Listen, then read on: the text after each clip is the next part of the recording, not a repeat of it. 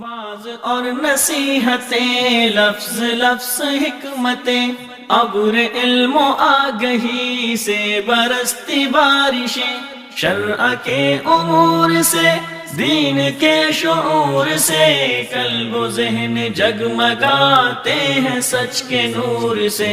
خطبہ جمعۃ المبارک،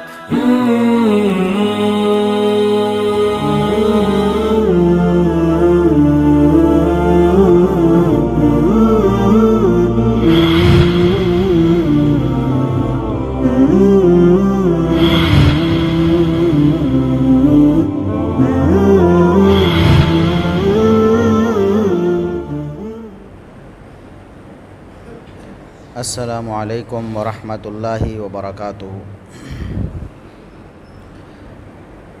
ان الحمد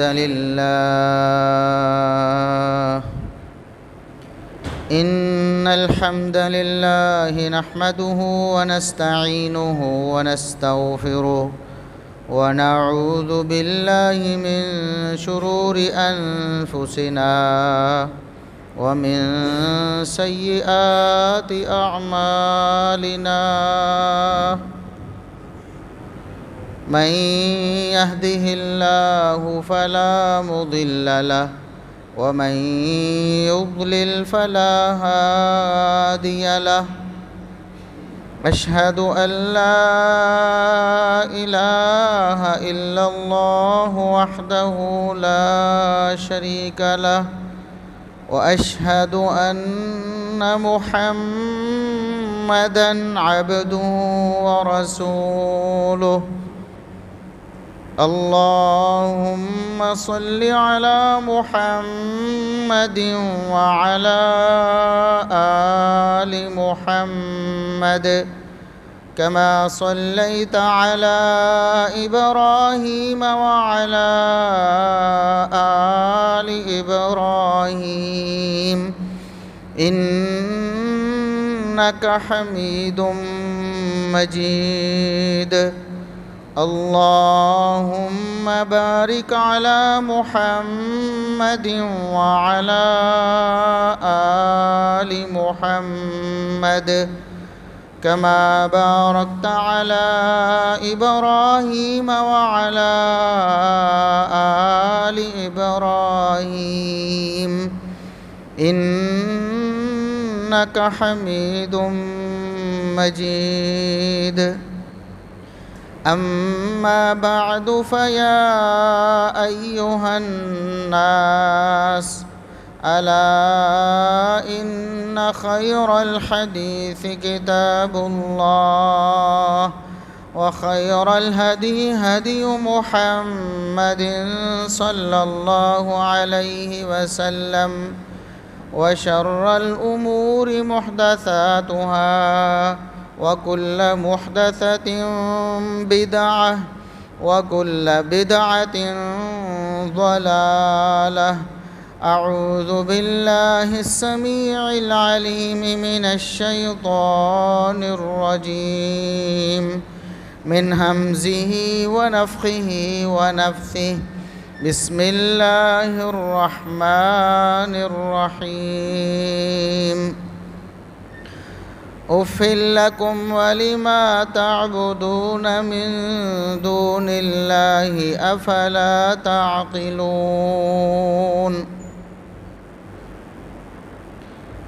انتہائی قابل احترام بزرگوں، عزیز نوجوان ساتھیوں، معززات و مکرمات اسلامی ماں اور بہنوں، ہر قسم کے حمد و ثنا، تعریف و تمجید کی بیائی بڑائی، رفعت و عظمت اللہ رب العزت کے لیے جو پوری کائنات کا خالق و مالک ہے۔ بے شمار لا تعداد، بے حد و حساب درود و سلام پیغمبر آخر الزماں، محسن انسانیت، محسن کائنات، جناب محمد الرسول اللہ صلی اللہ علیہ وسلم کی ذات اقدس پر۔ قرآن کریم میں اللہ رب العزت نے بارہا مقامات پر لوگوں کو غور و فکر کرنے، تدبر کرنے، سوچنے کی دعوت دی ہے کہ جو تمہارے عقائد و اعمال ہیں ان کے بارے میں کبھی تم نے غور بھی کیا ہے کہ تم کیا کر رہے ہو؟ کافروں کو دعوت دی کہ تم اللہ رب العزت کے وجود کے انکاری ہو تو غور کرو یہ کائنات ساری کیسے بنی ہے، اس کائنات کا پورا سسٹم کس طرح چل رہا ہے۔ تم نے عقل کو بھی بائی پاس کیا، کیسے سوچ لیا کہ اس پوری کائنات کا کوئی بھی خالق اور مالک نہیں۔ اس طرح مشرکوں کو اللہ رب العزت نے دعوت دی کہ تم شرک کرتے ہو اللہ رب العزت کے ساتھ، تم عقل کے ناخن نہیں لیتے، تمہیں اتنی سمجھ نہیں آتی کہ وہ خالق و مالک ہے، تم مخلوق کو جو محتاج ہے، کمزور ہے، اس کا شریک ٹھہراتے ہو۔ محمد الرسول اللہ صلی اللہ علیہ وسلم کے جو دشمن تھے، یہود و نصارہ، کفار مکہ، ان کو غور و فکر کی دعوت دی۔ ابراہیم علیہ السلام نے جب اپنی قوم کو توحید کی دعوت دی، انہوں نے بھی ان کو بار بار یہ کہا کہ تم عقل سے کام کیوں نہیں لیتے ہو؟ اگر تم سوچ لو، غور کر لو کہ تم کیا کر رہے ہو، تو کبھی ایسا نہ کرو۔ اف لکم ولما تعبدون من دون اللہ افلا تعقلون، کہ جب انہوں نے ان کے بتوں کو توڑا تھا، پھر انہوں نے ڈھونڈنا شروع کیا کہ وہ بندہ ہمیں ملے جس نے ہمارے بتوں کو توڑا ہے۔ ان کی نظر فوراً ابراہیم علیہ السلام کی طرف گئی کہ ابراہیم علیہ السلام کے علاوہ تو کوئی ایسا نہیں جو ہمارے بتوں کو برا کہتا ہو۔ ایک ہی بندہ ہے بتوں کی مذمت کرنے والا، تو وہی توڑے گا نا، باقی تو سارے پجاری ہیں، جو عقیدت مند ہیں، معتقد ہیں، وہ کیسے توڑیں گے؟ دشمن ہی توڑے گا نا۔ ابراہیم علیہ السلام سے پوچھا اَأَنْتَ فَعَلْتَ هَذَا بِآلِهَتِنَا یا ابراہیم، کہ ابراہیم آپ نے ہمارے بتوں کے ساتھ یہ کام کیا ہے۔ ابراہیم علیہ السلام نے ان کی عقل کو جھنجھوڑا تھا، لاجک اور منطق کے ساتھ ان کو سمجھانے کی کوشش کی تھی۔ اللہ کا پیغام نہیں مان رہے تھے وہ۔ ابراہیم علیہ السلام بارہا دفعہ ان کو دعوت دے چکے تھے، نہیں مانی انہوں نے۔ پھر عقل، تدبر، غور و فکر، لاجک، اس کے ذریعے سمجھانے کی کوشش کی۔ فرمانے لگے کہ یہ تمہارے جو بڑا بت ہے نا، سب سے بڑا بت، وہ سلامت پڑا ہوا ہے، اس سے کیوں نہیں پوچھتے تم جا کر؟ بڑا بت نہیں ٹوٹا ہے، چھوٹے سارے ٹوٹ گئے ہیں۔ بل فعلہ کبیرہم ھذا، یہ جو بڑا ہے نا بتوں والا، بتوں کا بڑا جو بڑا بت ہے، یہ کام اسی کا لگتا ہے، اس سے کیوں نہیں پوچھتے جا کے؟ پوچھو نا اس سے۔ عقل کو جھنجھوڑا، ان کو غور و فکر کی دعوت دی۔ وہ آگے سے کہنے لگے کہ ابراہیم آپ کو معلوم ہے کہ یہ بت حرکت کر سکتے، یہ تو ہل ہی نہیں سکتے اپنی جگہ پہ، یہ ایک دوسرے کو کیسے توڑیں گے؟ اور یہ بول بھی نہیں سکتے کہ ہم ان سے پوچھیں وہ بول کر بتائیں، یہ بول بھی نہیں سکتے۔ تو ابراہیم علیہ السلام نے پھر چوٹ ماری تھی، لاجیکلی اور منطق کے طور پر ایسی چوٹ ماری، فرمایا اف لکم ولما تعبدون من دون اللہ افلا تعقلون، تمہاری عقل پر افسوس ہے، اتنے تم بے وقوف لوگ ہو کہ جن کی عبادت کر رہے ہو ان کے بارے میں مان رہے ہو کہ یہ کچھ نہیں کر سکتے،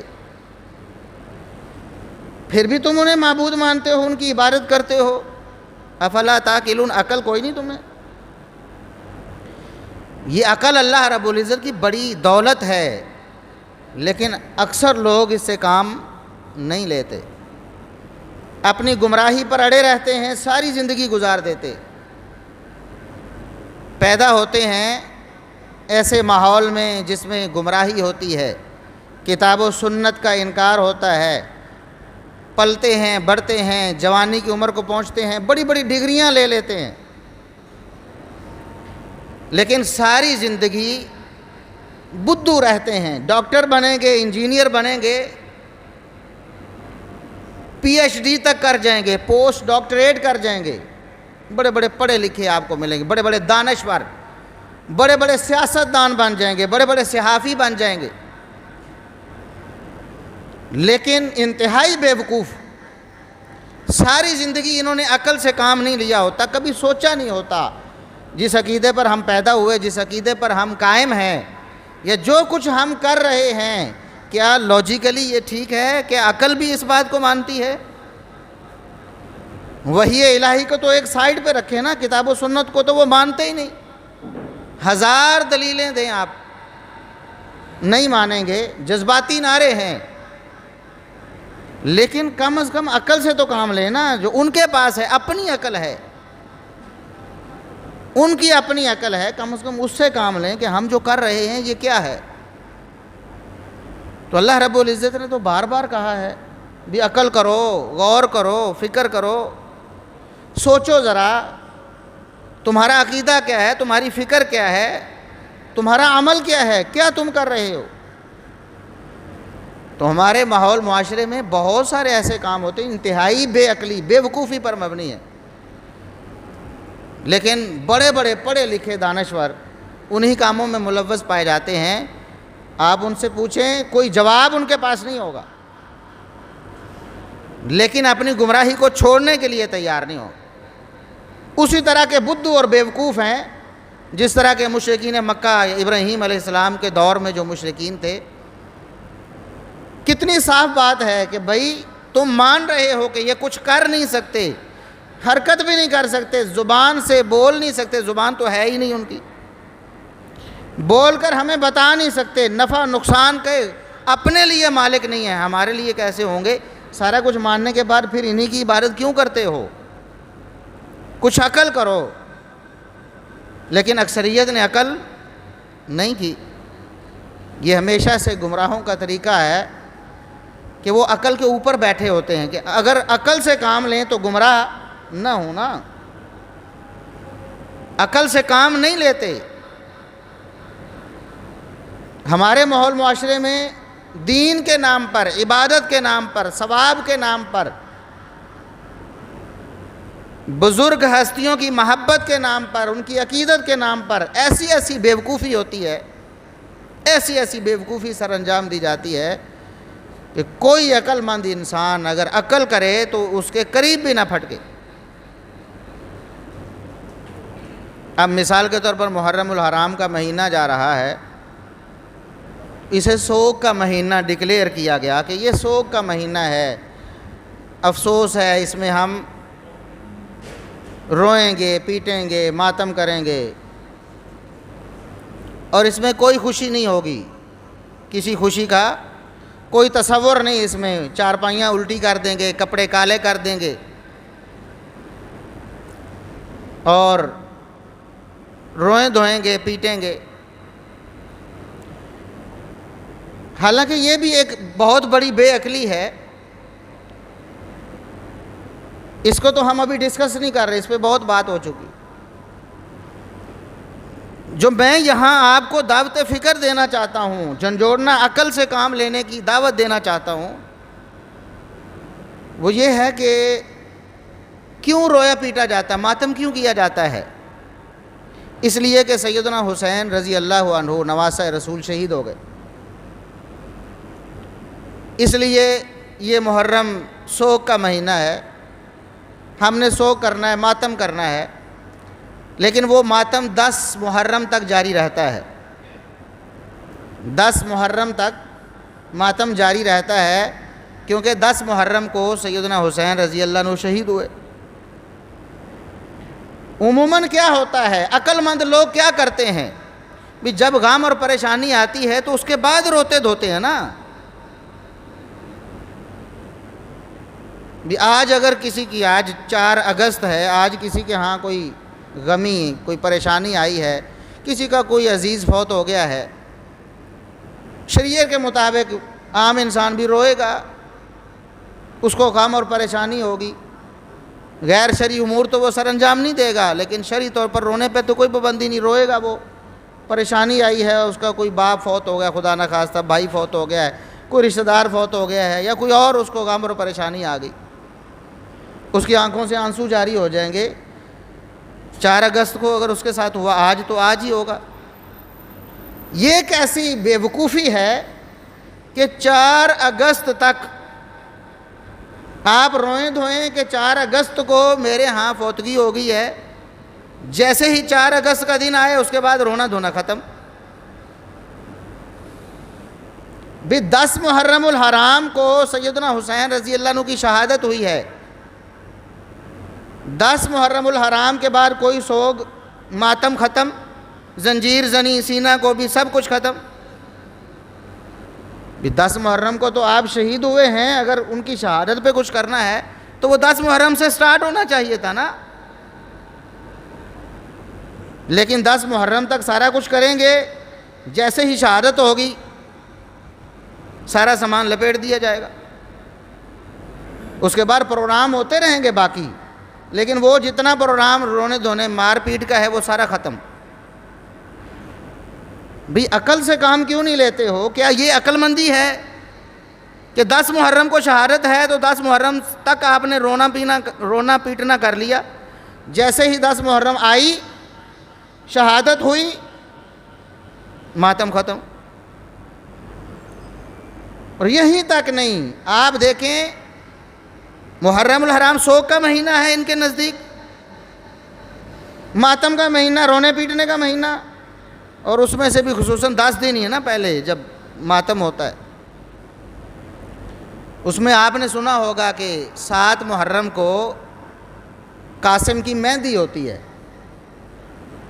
حضرت قاسم کی مہندی ہے، لوگوں کی شادیوں پہ پابندیاں لگاتے ہیں کہ یہ دشمن اہل بیت کے جو محرم میں شادی کرتے ہیں، لیکن خود مہندیاں مناتے پھرتے ہیں۔ 7 محرم کو مہندی ہوتی ہے، مہندی کا فنکشن بتاؤ خوشی میں ہوتا ہے غمی میں ہوتا ہے؟ بھئی آپ کو علم ہے کہ نہیں مہندی ہوتی ہے؟ ہم کسی کو زور بازو سے روک تو نہیں سکتے، نہ ہم کوئی انتشار اور افتراق کی کوئی ایسی دعوت دیتے ہیں کہ جی روکو جا کے ان کو، لیکن کم از کم دعوت فکر تو دے سکتے ہیں نا، عقل لاجک اور منطق سے سمجھا تو سکتے ہیں کہ بھئی یہ کیا بے عقلی ہے۔ 7 محرم کو حضرت قاسم کی مہندی نکالتے ہیں، ہر گھر سے مہندی نکلتی ہے۔ بھئی مہندی کا فنکشن یہ خوشی کا ہے غمی کا ہے؟ ویسے تو اسلام میں اس کا کوئی تصور ہی نہیں۔ محمد الرسول اللہ صلی اللہ علیہ وسلم نے، آپ کے صحابہ کرام نے، آپ کے اہل بیت نے، تابعین نے، ائمہ دین نے ایسا کچھ کیا ہی نہیں۔ اور یہ جو رسم ہے یہ 10ویں ہجری میں شروع ہوئی، 10ویں صدی ہجری میں۔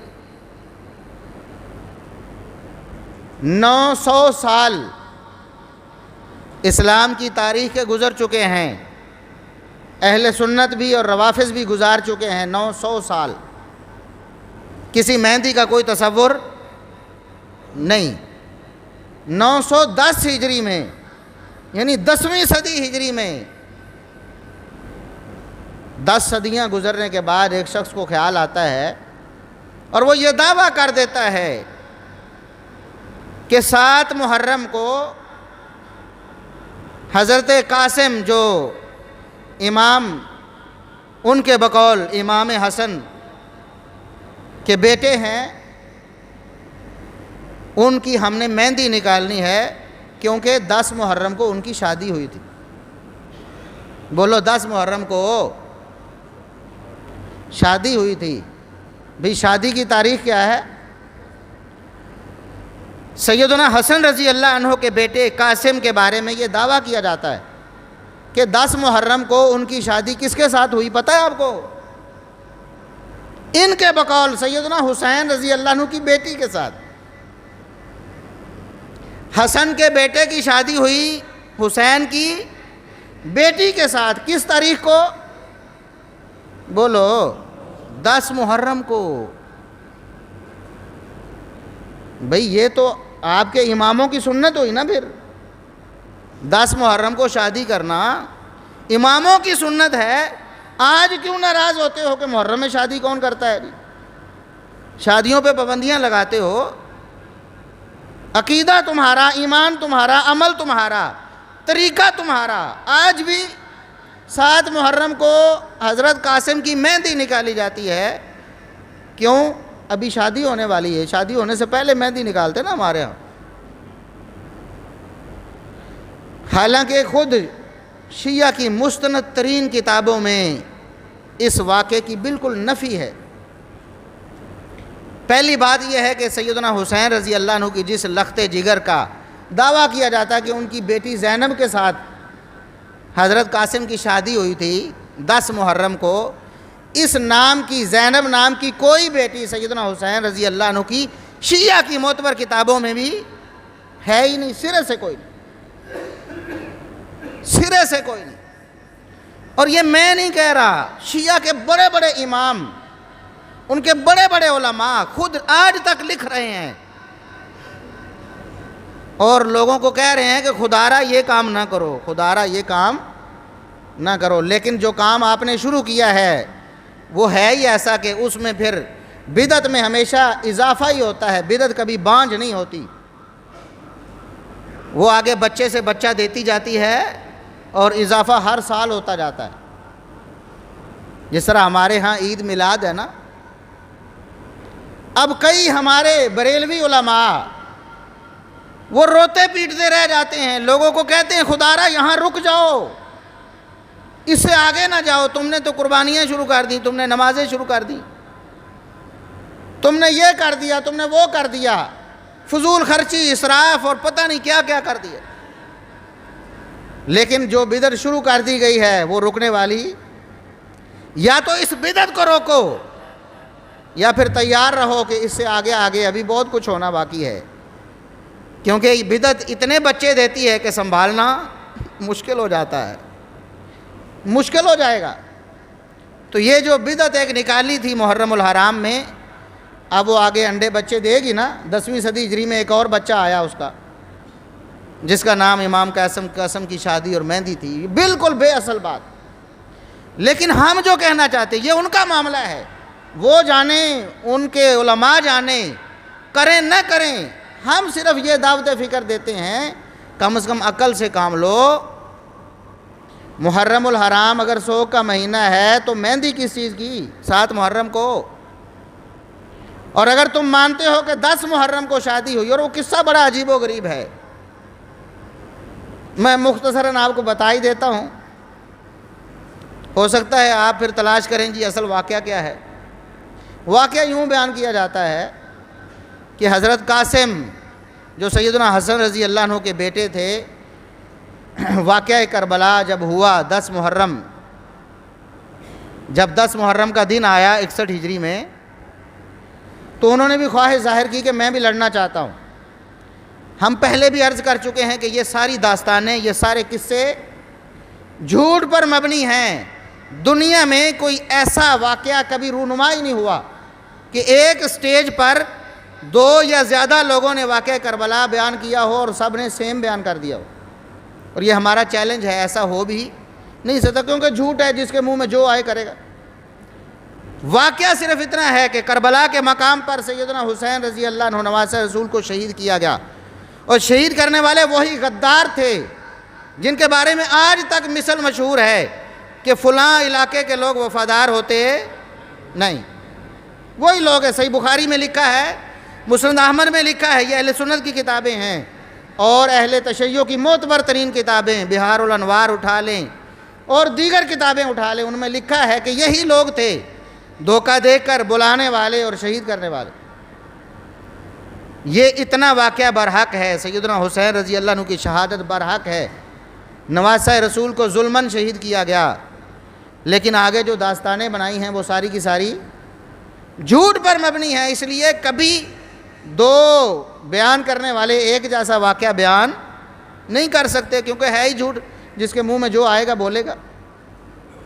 تو واقعہ یہ بیان کیا گیا، 12-13 سال عمر ہے سیدنا حسن رضی اللہ عنہ کے بیٹے قاسم کی، اور وہ اجازت طلب کرتے ہیں اپنے چچا حسین رضی اللہ عنہ سے کہ چچا میں نے بھی لڑنے جانا ہے۔ چچا روک دیتے ہیں، سیدنا حسین رضی اللہ عنہ روک دیتے ہیں، یہ وہ گپ ہے جس پر یہ سارا واقعہ بنایا گیا، پوری فلم، پورا ایک ڈرامہ بنایا گیا کہ سیدنا حسین رضی اللہ عنہ نے کہا کہ بچے آپ چھوٹے ہو، بھتیجے آپ چھوٹے ہو، آپ نے لڑنے جانا نہیں۔ رونے لگے، حضرت قاسم رونے لگے، روتے روتے انہیں خیال آیا کہ میرے ابا حسن رضی اللہ عنہ نے مجھے ایک چیز باندھ کر دی تھی کسی کپڑے میں، چمڑے میں، اور کہا تھا کہ جب بہت غم اور پریشانی ہو تو اس کو کھول لینا۔ ان کو یاد آیا کہ وہ تو میرے بازو پہ بندھی ہوئی ہے، اب آج کے دن سے بڑا غم کوئی نہیں کہ مجھے لڑنے سے روکا جا رہا ہے۔ انہوں نے پریشانی میں اس کو کھولا، پریشانی میں اس کو کھولا تو اس میں ایک عبارت درج تھی۔ عبارت یہ تھی کہ بیٹا تم نے اپنے چچا حسین پر قربان ہونا ہے، اپنے چچا حسین پر تم نے قربان ہونا ہے۔ وہ بڑے خوش ہوئے کہ مجھے تو اجازت نامہ مل گیا کہ میرے ابا حسن نے اپنی وفات سے پہلے ہی مجھے جو لکھ کر دیا تھا، اور آج میں نے کھولا، اس میں لکھا ہے کہ آپ نے قربان ہونا ہے اپنے چچا حسین پر۔ وہ لے کر رکا، ان کے پاس چلے گئے کہ چچا یہ تو میرے لیے اجازت نامہ پہلے موجود ہے۔ تو حسین رضی اللہ عنہ نے آگے سے کہا، یہ جو گپ ایک بنائی گئی گھڑنت، اس کے مطابق حسین رضی اللہ عنہ نے کہا کہ بیٹا میں نے بھی ایک وعدہ کیا ہوا تھا بڑے عرصے سے کہ میں اپنی بیٹی کی شادی تمہارے ساتھ کروں گا، تو لہٰذا اب مجھے پہلے شادی کرنی ہے، اس کے بعد اگلا کام۔ 10 محرم کو شادی ہوئی اور 10 محرم کو ہی حضرت قاسم دشمنوں کے ساتھ لڑتے ہوئے شہید ہو گئے۔ یہ واقعہ بنایا۔ خود شیعہ علماء سخت ترین جرح کرتے ہیں، کہتے ہیں گپ ہے بھائی، خدا را رک جاؤ اس سے۔ 10 محرم کو تم نے شادی کا دن بنا دیا، ہم نے تو سوگ کا بنایا ہوا تھا، یہ کیا عقل مندی ہے؟ لیکن اگلے رکتے، آپ کو پتہ ہے آپ کے ماحول معاشرے میں بھی مہندیاں ہوتی ہیں، مہندیاں ہوتی ہیں نا، کون سی عقل مندی ہے بھی؟ ادھر ماتم ہے، ادھر گریہ ہے، ادھر آگ پہ چل رہے ہیں، ادھر کو اپنے آپ کو زخمی کر رہے ہیں، خون بہا رہے ہیں، ادھر مہندیاں بھی نکل رہی ہیں، خوشیاں منائی جا رہی ہیں، مہندیاں ہیں امام قاسم کی شادی۔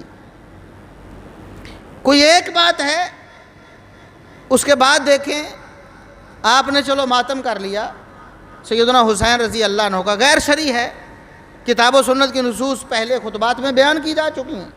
اسلام ایسے کسی عمل کی اجازت نہیں دیتا، اسلام کہتا ہے صبر کرو، غم اور پریشانی میں بھی صبر کرو، ایسا کوئی فعل سر انجام نہ دو، لیکن آپ نے انجام دے دیا۔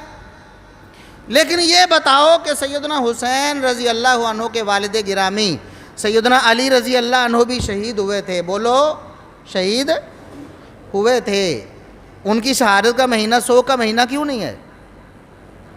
ان کی شہادت کو سوگ کیوں نہیں مناتے، ماتم کیوں نہیں کرتے؟ وہ بھی اسلام کے لیے اپنی جان قربان کر کے گئے، ان کی شہادت کو ماتم بناتے نہیں۔ سیدنا حسین رضی اللہ عنہ کے بڑے بھائی حسن رضی اللہ عنہ بھی شہید ہوئے، کوفیوں نے ان کو بھی زہر دیا، اور یہ تاریخ میں ثابت بات ہے، ان کی بھی شہادت ہے، لیکن ان کی شہادت کو بھی ماتم نہیں منایا جاتا، اور ان کی شہادت کے مہینے کو سوگ کا مہینہ نہیں بنایا جاتا۔ محمد الرسول اللہ صلی اللہ علیہ وسلم دنیا سے گئے ہیں، آپ کی وفات بھی شہادت کی وفات ہے، کیونکہ آپ صلی اللہ علیہ وسلم کو یہودیوں نے زہر دیا تھا، یہودیوں نے زہر دیا تھا غزوہ خیبر کے موقع پر۔ آپ صلی اللہ علیہ وسلم نے اس وقت اس لقمے کو پھینک دیا تھا اللہ کی وحی کے ساتھ، لیکن وہ اثر کر گیا تھا، اس کا اثر محمد الرسول اللہ صلی اللہ علیہ وسلم اپنے آخری لمحات میں، آخری سانسوں میں فرماتے ہیں کہ اس وقت جو یہودیوں نے زہر دیا تھا ابھی وہ میری رگیں کاٹ رہا ہے، وہ زہر میری رگیں کاٹ رہا ہے۔ محمد الرسول اللہ صلی اللہ علیہ وسلم کی وفات اتنا بڑا غم، اتنی بڑی پریشانی کہ امت کے لیے اس سے بڑی پریشانی کوئی، اور بولو محمد الرسول اللہ صلی اللہ علیہ وسلم کی جدائی اس امت کے لیے باقی سب جدائیوں سے بھاری تھی کہ نہیں؟ لیکن آپ صلی اللہ علیہ وسلم کی وفات جو کہ شہادت تھی اصل میں، اس کو بھی منایا نہیں گیا۔ چلو سینہ کو بھی کرنا، ماتم کرنا، سوگ کرنا تو دور کی بات ہے، علامتی طور پر بھی نہیں منایا گیا، علامتی طور پر بھی۔ بلکہ اس سے اگلی بے وقوفی دیکھیں کہ ہمارے اس بر صغیر میں پہلے 12 ربیع الاول کو 12 وفات منایا جاتا تھا، 12 وفات منایا۔ یہ ایسی تاریخی حقیقت ہے جس کے شواہد آج تک موجود ہیں، جس کے چھپے ہوئے رسالے اور اشتہار آج تک موجود ہیں کہ ہمارے بریلوی بھائی اس کو 12 وفات مناتے رہے، 12 وفات۔ لیکن وہی 12 وفات اب 12 پیدائش ہے، 12 میلاد ہے۔ بھی نبی کی وفات کیا غم کم ہے؟ سیدنا حسین رضی اللہ عنہ نواسے ہیں، ان کی جدائی، ان کی شہادت اگر غم ہے اور یقیناً ہے، لیکن اس کے منانے کا طریقہ غیر شرعی ہے۔ اگر اس کو اس طرح منانا ہے تو محمد الرسول اللہ صلی اللہ علیہ وسلم کی وفات اور آپ کی شہادت کو تو اس سے بڑا منایا جانا چاہیے تھا نا۔ لیکن آہستہ آہستہ وہ وفات کا لفظ ہی ختم کر کے میلاد کا لفظ لائے، اور میلاد کے لفظ کے بعد پھر جشن، اور اس کے بعد جھنڈیاں، بھنگڑے، لائٹیں، کھیریں، حلوے۔ بات سمجھ رہے ہیں کہ نہیں سمجھ رہے؟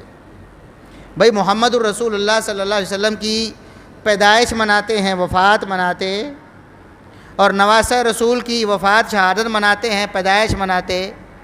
بھئی سیدنا حسین رضی اللہ عنہ پیدا بھی تو ہوئے تھے نا پیدا۔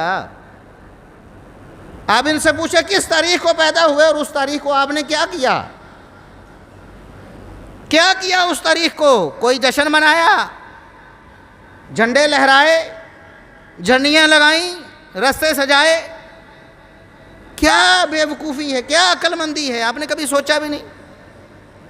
اور آخر میں دعوت ویسے تو باتیں بہت زیادہ ہیں، کسی بھی چیز پر آپ غور کریں گے جو بھی گمراہی ہے آپ کی عقل آپ کو فیصلہ کر کے بتائے گی کہ یہ بے وقوفی ہے، اس سے باز آ جاؤ۔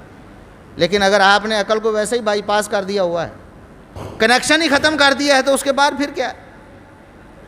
100 دفعہ آتی رہیں، باتیں سنتے رہیں، غور ہی نہیں کریں گے۔ جی وہ ہمارے آباء و اجداد یہ کرتے رہے، ہم بھی یہ کرتے۔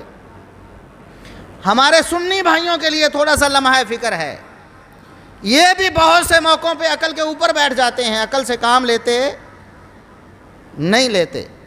مثال کے طور پر محرم الحرام آتا ہے، یہ ایک خاص مکتبہ فکر ہے جنہوں نے کہا کہ یہ محرم سوگ کا مہینہ ہے، اس میں ہم نے کالے کپڑے پہنے، اس میں ہم نے 4 پائیاں الٹی کرنی، اس میں ہم نے یہ کرنا ہے۔ ہمارے بہت سے سنی بھائی ان کے ساتھ ہو جاتے ہیں، ان کے ساتھ مل جاتے ہیں، ان کی مجلسوں میں، ان کی محفلوں میں، ان کے جلوسوں میں سبیلیں لگا کر، بریانیاں پکا کر ان کی خاطر تواضع کرتے ہیں، اور وہ سمجھتے ہیں کہ ہم اہل بیت کی محبت میں یہ کام کر۔ انہوں نے بھی کبھی عقل سے کام لیا نہیں۔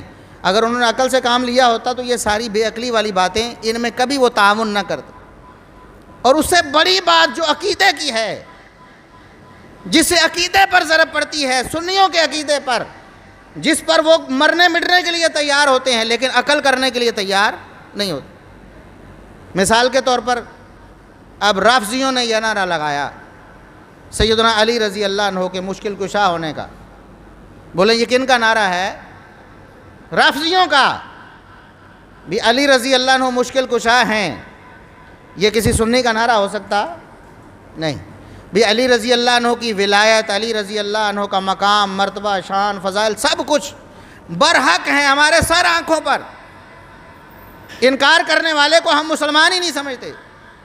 لیکن سنیوں آپ کیوں بے عقل اور بے وقوف ہو گئے ہو کہ اگر علی رضی اللہ عنہ مشکل کشا ہیں تو ابو بکر تو سب سے بڑے مشکل کشا ہوئے نا پھر۔ اور آپ کا عقیدہ یہ ہے، آپ کا عقیدہ 1400 سال سے آپ کے علماء نے بھی لکھا کہ افضل البشر بعد رسول اللہ صلی اللہ علیہ وسلم، رسول اللہ صلی اللہ علیہ وسلم کے بعد سب سے افضل ترین ہستی ورع و تقویٰ کے اعتبار سے، ولایت کے اعتبار سے، شان مقام مرتبے کے اعتبار سے کون سی ہے؟ بولو ابو بکر سے بڑا ولی اس امت میں کوئی ہے؟ تو جو بڑا ولی ہے بڑا مشکل کشا ہونا چاہیے کہ نہیں؟ کبھی کسی نے کہا کہ ابو بکر مشکل کشا ہے؟ یہ ہے بے وقوفی، بے عقلی، عمر بن خطاب رضی اللہ عنہ کتنے بڑے ولی ہیں. ابو بکر صدیق کے بعد یہ سنیوں کا عقیدہ ہے، جاؤ اپنے علماء سے پوچھو. ابو بکر صدیق رضی اللہ عنہ کے بعد عمر فاروق سے بڑا ولی کوئی ہے؟ نہیں ہے. لیکن آپ نے عمر کو مشکل کشا کہا. وہ عمر جن کی شجاعت اور بہادری کا عالم یہ ہے. صحابہ کہتے عبداللہ ابن مسعود پکار اٹھے، صحیح بخاری کے الفاظ، ما زلنا اعزتاً منذ اسلم عمر. جب سے عمر مسلمان ہوئے پھر مسلمانوں نے کبھی پستی کا منہ دیکھا نہیں دیکھا. یہ جری بہادر عمر، شجاعت والا عمر، جن کو دیکھ کر شیطان راستہ چھوڑ جاتا ہے، بھاگ جاتا ہے، یہ عمر. ابو بکر کے بعد عمر سے بڑا ولی کوئی نہیں تھا. لیکن تم نے مولا عمر مشکل کشا کہا نہیں کہا. بھئی اگر علی مشکل کشا ہیں تو پھر ابو بکر مشکل کشا کیوں نہیں ہے؟ عمر مشکل کشا کیوں نہیں ہے؟ عثمان ذو النورین دوہرے داماد محمد الرسول اللہ صلی اللہ علیہ وسلم کے، کتنی بڑی ولایت ہے، کتنا بڑا مقام و مرتبہ ہے کہ محمد الرسول اللہ صلی اللہ علیہ وسلم فرماتے ہیں کہ اللہ کے فرشتے بھی ان کا حیا کرتے ہیں.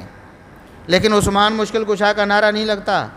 نعرہ لگتا ہے تو علی مشکل کشا کا. آپ کو سمجھ نہیں آتی کہاں سے یہ نعرہ آیا ہے، کہاں سے امپورٹ کیا ہے تم نے. عقیدہ اگر یہ ہے، ہم ابھی اس پہ بات نہیں کر رہے مشکل کشا ہو سکتا ہے یا نہیں ہو سکتا. اگر عقیدہ تمہارا یہ ہے کہ علی مشکل کشا ہو سکتے ہیں تو ابو بکر عمر عثمان کیوں مشکل کشا نہیں ہو سکتے؟ اتنے بڑے بڑے صحابہ کرام ہیں، تم نے عبد القادر جیلانی کو مشکل کشا مانا ہے. ان سے فریادیں کی ہیں شیئا للہ، اللہ کے لیے کچھ دے دو. کبھی ابو بکر و عمر و عثمان کو نہیں پکارا، ان کے بعد تابعین کو نہیں پکارا، تبع تابعین کو نہیں پکارا، ائمہ دین کو نہیں پکارا. عبد القادر جیلانی تو بہت صدیاں بعد آئے ہیں. امام ابو حنیفہ جن کو تم مانتے ہو سب سے بڑے امام، امام اعظم ہیں، کبھی ان کو بھی پکارا ہے کہ اللہ کے لیے ہمیں فلاں چیز دے دیں؟ بولو امام ابو حنیفہ کی امامت کوئی کم تھی آپ کے نزدیک؟ کہ ایک صدیوں بعد آنے والا شخص، تمہیں پتہ نہیں چلتا کہ آپ کا عقیدہ کہاں سے آ رہا ہے؟ اس لیے غور و فکر سے کام لو. ہم کہتے ہیں عقل سے کام لو. قرآن کہتا ہے افلا تاقلون، عقل سے کام کیوں نہیں لیتے؟ اللہ سے دعا ہے کہ اللہ رب العزت ہمیں غور و فکر کرنے کی توفیق عطا فرمائے. وآخر دعوانا ان الحمد للہ رب العالمین.